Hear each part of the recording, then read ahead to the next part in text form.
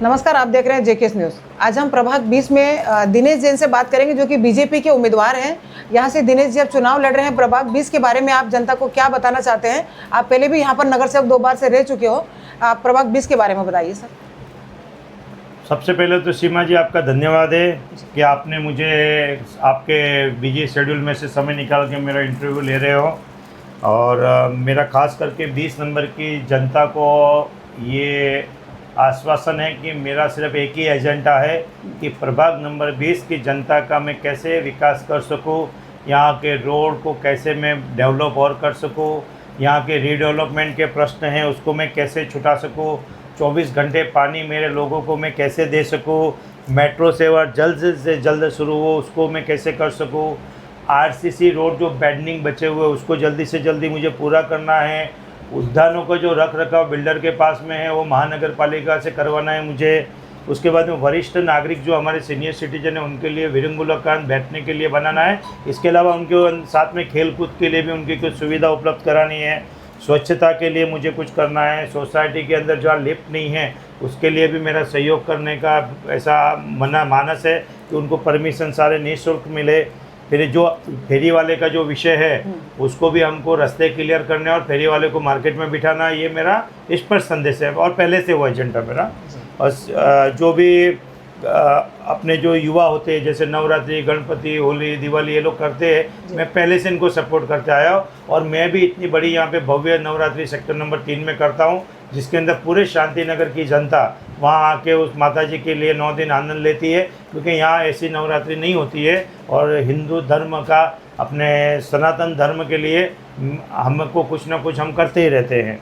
और जैसे सबका साथ सबका विश्वास, इसी एजेंडे पर हम चलते हैं। हमको लोगों का सिर्फ विकास करना है, इधर उधर की बातें करने से लोगों को कोई इंटरेस्ट नहीं है। लोगों को ये चाहिए कि मेरा अगर जनप्रतिनिधि चुनाता है तो वो क्या काम कर सकता है विकास के लिए, और उसका छवि कैसी है, उसका चरित्र कैसा है, वो लोग देखते हैं। लोगों को गलत कुछ भी आरोप लगा उसमें इंटरेस्ट नहीं है। आपके प्रभाग 20 में अभी तक क्या समस्या है जो कि काम नहीं हुआ? क्योंकि पहले भी आप नगर सेवक बीजेपी से रह चुके हो, तो उस विषय में बताइए कि अभी आपके प्रभाग में जैसे लाइट हो गया या गार्डन हो गया या कुछ ऐसी क्या क्या समस्या बाकी है जो आप विजन करेंगे? नहीं, मेरे प्रभाग में 90% जैसे रोड पानी भरता था, जो lowest area of sector 5, sector 4, इधर जो लोएस्ट एरिया था उधर पानी भरता था। तो हमने सारे गटर बड़े कर दिए हैं, जाफरी खाड़ी के अंदर डायरेक्ट कनेक्ट कर दिए हैं, आरसीसी सारे रोड हो गए हैं, सीसी कैमरा लगा दिए हैं, ट्री का लग दिया है। गार्डन और जो मेंटेनेंस जंगल के जैसे पड़े थे वहाँ कुछ नहीं था, उनको भी हमने मैदान और गार्डन को डेवलप किया है। लेकिन अभी थोड़े दिन से पालिका नहीं है, 3 साल से, तो वो गार्डन बिल्डर मेंटेन कर रहा है, तो उसकी वजह से वहाँ जो सुविधा नहीं हो रही है उसको भी हम प्रोवाइड कराएंगे। और जो भी बचे हुए जो भी काम है उसको हम पूरा करेंगे। सर, शांति नगर में आज भी पानी की किल्लत है, लेकिन सूर्या डैम से पानी तो कई सालों से हर नेता बोलता कि आ रहा है, पर पानी आज तक मीरा भाईंदर में पहुंचा नहीं। उस पर क्या कहना चाहिए? देखिए मैडम, कि कैसा है कि बात करने के लिए आपकी 100% सही है, लेकिन आप देख सकते हो कि अभी हमारे सेक्टर नंबर 1 में पानी की टाकी है, एक सेक्टर नंबर 2 में पानी की टाकी है, एक सेक्टर 11 में, ये सारी पाइपलाइन उसको कनेक्ट कर दी है। जो सूर्या का प्रकल्प आ रहा, अगर नहीं आता रहता तो कनेक्ट क्यों करते हम लोग रोड खोद के? अभी वो मार्च के आसपास में ना पानी शुरू हो जाएगा सूर्या का। अब सब टाकियों से कनेक्टिंग का प्रोजेक्ट चालू है, और ये होने के बाद में मीरा भाईंदर की जनता को 24 घंटे पानी मिलेगा। आपके ऊपर आरोप है दिनेश जी कि आपने जो ये गार्डन की जगह पर जो आपने शांति स्टार बिल्डर पर एक केस किया था कि आपने गार्डन की जगह पर कुछ बिल्डिंग बननी चाहिए, गार्डन होना चाहिए था, लेकिन आपने बिल्डिंग बन गई है, बिल्डर ने बनाई है, तो उसके लिए आपने बिल्डर पर केस किया था। और केस होने के बाद में आपने बिल्डर से सेटल करके और फ्लैट लिया है। इसकी ये आरोप आपके ऊपर है, उस पर क्या कहना चाहिए? देखो, लोगों को है ना आरोप लगाने के लिए कुछ नहीं लगता है। अभी मैं आपको एक बात बताता हूँ कि जैसे अश्विन कासोदिया जी यहाँ पे एक उपोषण के लिए बैठे थे जी, ये सेक्टर नंबर 6 का जो कॉर्नर बना है, लेकिन वो जैसे ही उपोषण से उठा तो वो बिल्डिंग बन गई। तो क्या अश्विन कासोदिया को सेटल किया था जी? अब वो किया होगा, उसने क्या किया मुझे नहीं पता, लेकिन मैं जब वो किया था तो पब्लिक के हित के लिए किया था, और मैंने बिल्डिंग के लिए नहीं किया था। मैंने किया था ये जो रोड जितने भी है मीरा भाईंदर के, अपने शांति नगर के जितने भी रोड है, इसका FSI बिल्डिंग के अंदर यूज किया था बिल्डर ने। तो वो 7/12 बिल्डर के नाम पे था, तो वो 7/12 पालिका के नाम पे होना चाहिए। अगर कोई भी बिल्डर उसका FSI यूज करता है तो उसका 7/12 पालिका के नाम पे होना चाहिए। और मेरी लड़ाई वही थी तो मैंने बहुत दिन लड़ा, कोर्ट से भी मैंने किए, यूडी में भी मैंने शिकायत की। ये सब करने के बाद में मैं मेरा काम करते गया। भले 3 साल में सत्ता में नहीं था, हम लोग बॉडी में नहीं थे, लेकिन मैंने पिछले ही 2-3 महीने के पहले मेरे पास में 7.5 है, आप चेक कर सकते हो। उस 7.5 ये रोड के मैंने मीरा भाईंदर महानगर पालिका के नाम पे करा दिए। ये आज करोड़ों अब्जों की जो संपत्ति है, इसका बेनिफिट अब किसको मिलने वाला? मुझे तो नहीं मिलने वाला। मैंने तो बिल्डर से दुश्मनी ली, ये सारा बेनिफिट किसको? आम जनता को मिलने वाला है। और जो लोग लगाते आरोप के दिनेश जैन को 2 फ्लैट मिल गए, ये मिल गया, वो मिल गया। आपको मैं एक बात बताता हूँ, आप मुझे बहुत सालों से जानती है। अब मेरे पास में 2 फ्लैट है, वो भी लोन पे है। लेकिन आपको पता है, जब मैं राजकारण में था तो मेरे पास में मयूर स्टील नाम से 7 दुकान थी और 3 फ्लैट थे। आज मेरे को कम हुआ है, मैं राजकारण में सेवा मेरे घर से कर रहा हूँ। तो आज अगर मैं मेरे बच्चों के लिए रहने के लिए घर भी नहीं लूँ तो मैडम क्या लूँ? और लोगों को काम नहीं है आरोप करने का। आपने क्या किया, आप मुझे बताओ। मैं तो काम कर रहा हूँ इसके लिए कि भाई आज जनता का भला हो सके। मैंने अगर 7-12 रोड पे नाम पे किया तो मुझे उसका बेनिफिट नहीं मिलेगा, और शांति नगर की पब्लिक को मिलने वाला है। अगर गार्डन का आज रिजर्वेशन है तो वो शांति नगर को मिलने वाला है। ये सारे मैंने किया हूँ तो ये पब्लिक का बेनिफिट होने वाला है। अब इसके अंदर कोई भी बोलते हैं इन्होंने ये ले लिया, वो ले लिया। अरे इंसान अगर कमाता है, बिजनेस करता है तो अपने बच्चों के लिए भी तो सोचेगा ना कि राजकारण में सब जुगाड़ में उड़ा देगा, नहीं उड़ा पाएगा ना वो। तो इसके लिए मैंने मेरे हिसाब से, मेरे को आप पता कि मैं कोई राजकारण में, तो मैं जब नहीं था तब भी मेरे पास में 7 दुकान थी, और आप 7 दुकान लाइन से थी, 2 फ्लैट थे। उस टाइम पे हम लोग के पास में इतना था, और उल्टा आज तो मेरी सारी दुकानें भी बिक गई, मेरे पास में खाली 2 ही घर बचे, फिर भी उनके ऊपर उनकी नज़र है। तो अब मैं भी रोड पे आ जाऊँ क्या? उसके अलावा क्या, मैंने मेरी सारी संपत्ति मैं इलेक्शन के एफिडेविट में लगा चुका हूँ। अगर गलत है तो मेरे ऊपर केस करो, मेरी इंक्वायरी लगा दो, वो न्याय करेंगे। आप लोग बोल के पब्लिक को गुमराह करते। इन्होंने क्या किया, जब नरेंद्र मेहता जी का इलेक्शन था तभी उनको भी ऐसे ही बदनाम किया और उनको घर पे बिठा दिया।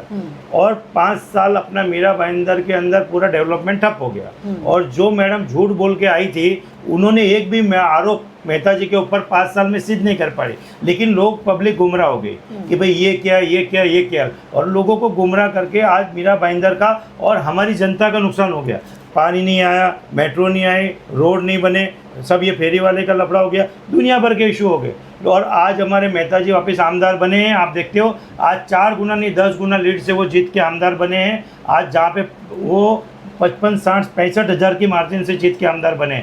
तो लोगों ने भर भर के उनको प्यार दिया, और लोगों को पता है भारतीय जनता पार्टी विकास कर सकती है, मोदी जी विकास कर सकते हैं, देवेंद्र फडणवीस जी विकास कर सकते हैं, और मेहता जी विकास कर सकते हैं। और वार्ड के अंदर भारतीय जनता पार्टी के सारे नगर सेवक ही विकास कर सकते हैं। और क्योंकि हमारी सोच ही वो है, सबका साथ सबका विकास। नील का सर, इस बार नरेंद्र मेहता से लोग नाराज है, उनके पदाधिकारी नाराज है, क्योंकि उनको पुराने लोगों को, बहुत पुराने से पार्टी में थे और उनको टिकट नहीं मिला। तो आपको क्या लगता है कि इस बार जब वोटिंग होगी तो क्या उस पर फर्क पड़ेगा? ये सब है ना, विरोधियों का कहा हुआ है। मेरे वार्ड के अंदर मैं आपको बता दूं 20 इच्छुक थे, लेकिन सब आज मेरे साथ में कंधे से कंधा मिला के काम कर रहे हैं। इच्छा रखना सबकी इच्छा रहती है, लेकिन हर 20 को तो टिकट नहीं दे सकते। आपको भी पता है पूरे मीरा भाईंदर में 95 कैंडिडेट लड़ेंगे। अब हमारे पास में इच्छुक 400 है, तो 400 इच्छुक है तो 95 को देंगे ना। और मेहता जी कोई ऐसा नहीं कि भाई कोई उसका है तो उसको दिया, सब आम लोगों को, छोटे छोटे लोगों को, कार्यकर्ताओं को टिकट दिया है। और वो मेरा विषय भी नहीं है। मेरा विषय है कि भारतीय जनता पार्टी के जितने भी कार्यकर्ता निष्ठावान थे, और कोई कार्यकर्ता नाराज नहीं है, सब काम कर रहे हैं पार्टी के लिए। और सब कार्यकर्ता, सब इच्छुक हमारा तन मन से लगे हुए हैं, दिन रात वो एक कर रहे हैं भारतीय जनता पार्टी और मोदी जी को जिताने के लिए। सर, अभी 2-3 दिन पहले एक वीडियो वायरल हो रहा था सोशल मीडिया पर। नील शाह ने बोला कि मुझे सुनीता जैन ने, आपकी जो वाइफ है, उन्होंने धमकी दी है। तो उस पर आपका क्या कहना चाहते हो? देखो, आपकी बात सही है कि भाई लोगों को कैसा है कि वो मैसेज जो था, एक्चुअली मेरी मिसेज पॉलिटिक्स में नहीं है, उसको नॉलेज नहीं है।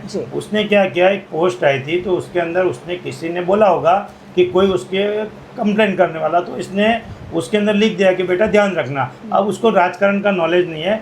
फिर क्योंकि आज मेरे है ना, राजू भी मेरे बड़े भाई है, हम लोग दोनों भाई जैसे हैं, वो नील मेरा बेटे के जैसा है, हम लोग एक परिवार है। वैसा हम दूर दूर तक सोच भी नहीं सकते उसके बारे में। और वो हमेशा मेरे मार्गदर्शक रहे, राजू भाई। और नील मेरा बेटा, हम लोग के फैमिली रिलेशन है, हम वैसा तो दूर। और वो खुद बेचारी इतनी रो रही है कि मैंने तो उनको अच्छा बोलने के लिए कहा, ये हो गया। लेकिन ठीक है, अब उनकी गलतफहमी भी, अभी मेरे साथ नहीं थे, उनकी गलतफहमी भी दूर हो गई है कि नहीं कुछ रही होगी।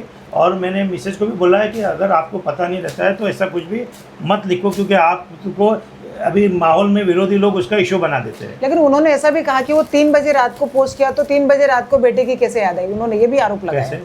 रात को 3 बजे पोस्ट किया था, तो रात को 3 बजे बेटे की याद क्यों आई? नहीं, ये नहीं, भी अभी उन्होंने कैसा है आरोप कि आपको लगाया। पता है कि हम लोग प्रचार करते हैं ना, तो हम लोग जाते जाते 1-1.5 बज जाता घर के अंदर, जाते जाते सबको बैठे रहते हैं, तो कार्यकर्ता आते वगैरह, उसके बाद में जाते हैं खाना वाना खाते हैं तो 2-2:30-3 बज जाता, फिर सोते 3 बजे, फिर 6 बजे प्रचार में लगते हैं, क्योंकि हम लोगों की समस्या जानते हैं कि आपको क्या प्रॉब्लम है, क्या हमारे से छूट गया, क्या करना चाहिए, ये सब हम करके ये मैनिफेस्टो बनाते हैं ओके, कि हम लोगों को पूछ के बना रहे हैं कि आपको क्या चाहिए। जी। तो आप वो निश्चिंत रहिए। हमारे राजू भाई कल भी हमारे मार्गदर्शक थे, मेरे बड़े भाई है, और हमारे परिवार के लिए हमेशा वो मान सम्मान के व्यक्ति है। और नील मेरा बेटा है, उसके अंदर कोई ऐसा नहीं है, क्योंकि उनको जब जब जरूरत पड़ेगी दिनेश जैन उनके साथ में खड़ा रहेगा। दिनेश जी, आप हमारे चैनल के माध्यम से जनता को क्या संदेश देना चाहेंगे? बस मैं यही संदेश दे जाऊँगा कि अभी आने वाले 2 दिनों में बहुत सी झूठी झूठी अफवाहें आएगी, लोगों ने ये किया वो किया, किसी भी अफवाहों पे ध्यान मत दिए।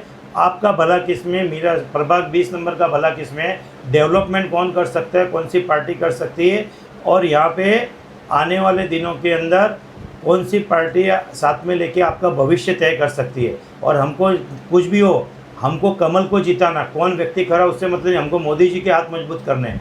इसमें से कौन व्यक्ति है उसका कोई लेना देना नहीं है। फडणवीस जी ने भी कहा है मेरे हाथ मजबूत करो, देवा भाई आपके साथ में खड़ा है। महाराष्ट्र के देवा भाऊ ने इतना कमिटमेंट बढ़ा करके गया, इसके बाद में हमको लिए बोलने के लिए कुछ बचता ही नहीं मैडम। जी जी, धन्यवाद दर्शकों। आज हमने दिनेश जैन से बात की, जो कि प्रभाग 20 के बारे में हमको अवगत करवाया। देखते रहिए JKS न्यूज़, संपादक सीमा गुप्ता के साथ।